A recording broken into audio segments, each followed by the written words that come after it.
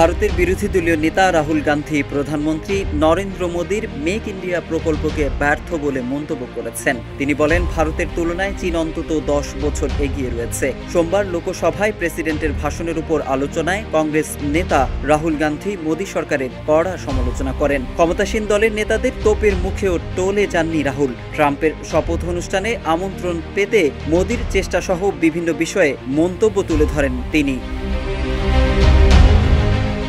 Donald ট্রাম্পের শপথ অনুষ্ঠানে যাতে ভারতের প্রধানমন্ত্রী নরেন্দ্র মোদীর জন্য আমন্ত্রণপত্র আদায় করে নেওয়া যায়, সেজন্যই গত ডিসেম্বরে যুক্তরাষ্ট্র সফরে গিয়েছিলেন দেশটির পররাষ্ট্রমন্ত্রী এস জয়শঙ্কর। এমনই বিস্ফোরক দাবি করেছেন বিরোধী দলীয় নেতা রাহুল গান্ধী। যদিও এমন দাবি ভিত্তিহীন বলে জানিয়েছেন জয়শঙ্কর। তিনি বলেন, রাহুল গান্ধী বিভ্রান্তি ছড়াচ্ছেন এবং তার যুক্তরাষ্ট্র সফরকে নিয়ে ইচ্ছাকৃতভাবে মিথ্যা বলছেন।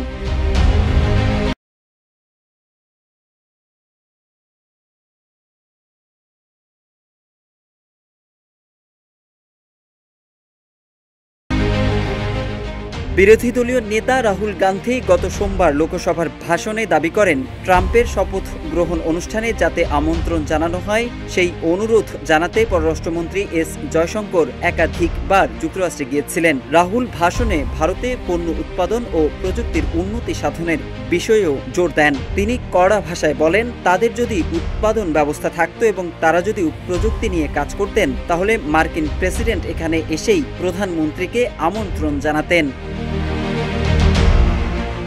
রাহুলের মন্তব্যকে ঘিরে উত্তপ্ত হয়ে ওঠে সংসদ। এই মন্তব্যের তীব্র বিরোধিতা ও প্রতিবাদ জানান সংসদ বিষয়ক মন্ত্রী কিরেন রিজিজু।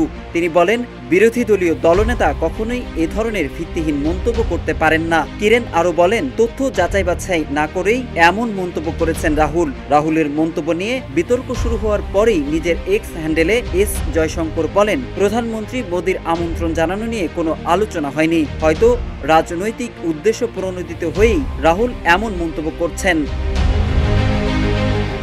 লোকসভার বিতর্কে মেক ইন ইন্ডিয়া প্রধানমন্ত্রী চেষ্টা করেও পুরো ব্যর্থ হয়েছেন। তিনি উৎপাদন ক্ষেত্রকে চীনের হাতে তুলে দেওয়া হয়েছে বলেও মন্তব্য করেন। মোবাইল ফোন তৈরি প্রসঙ্গে রাহুল বলেন, যদিও মোবাইল ভারতে তৈরি করছে বলা হয়, ফোনের সব সামগ্রী আসে চীন থেকে, যা ভারতে জোড়া লাগানো হয়। চীন যে ভারতের মধ্যে বসে রয়েছে তার বড় কারণ হলো ভারত উৎপাদন করতে পারছে না এবং পুনরায় ভারত এই বিপ্লবকে চীনের হাতে তুলে দিচ্ছে বলেও উদ্বেগ প্রকাশ করেন রাহুল।